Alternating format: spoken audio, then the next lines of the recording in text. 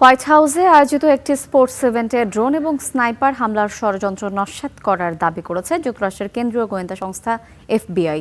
বিস্ফোরক বোঝাই ড্রোন দিয়ে হামলার পরিকল্পনা করছিল একদল উগ্রপন্থী, তবে তাদের পরিচয় প্রকাশ করা হয়নি।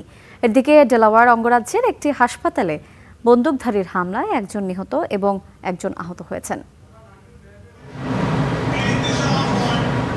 প্রেসিডেন্ট ট্রাম্পের ৮০তম জন্মবার্ষিকী এবং যুক্তরাষ্ট্রের স্বাধীনতার ২৫০ বছর, এই দুই উপলক্ষকে এক করে হোয়াইট হাউসের লনে আয়োজন করা হয় একটি martial art tournament. High profile এই আয়োজনকে ঘিরে হামলার ছক কষে একদল উগ্রপন্থী।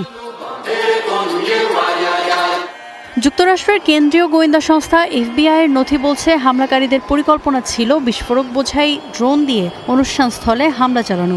উদ্দেশ্য ছিল ভিআইপি অতিথিদের আতঙ্কিত করে একটি নির্দিষ্ট বহির্গমন পথের দিকে ঠেলে দেওয়া। পরিকল্পনা ছিল সেই পথে ওঁত পেতে থাকা অস্ত্রধারীরা তাদের গুলি করে হত্যা করবে। কিন্তু পরিকল্পনাটি ফাঁস হলে ৫ জনকে গ্রেফতার করা হয়। শনাক্ত করা হয় ঘটনার সাথে জড়িত আরও ২৩ জনকে। এদিকে ডেলাওয়্যার অঙ্গরাজ্যের উইলমিংটন হাসপাতালে হামলা চালায় এক বন্দুকধারী। গোলাগুলির শব্দে রণক্ষেত্রে পরিণত হয় পুরো হাসপাতাল।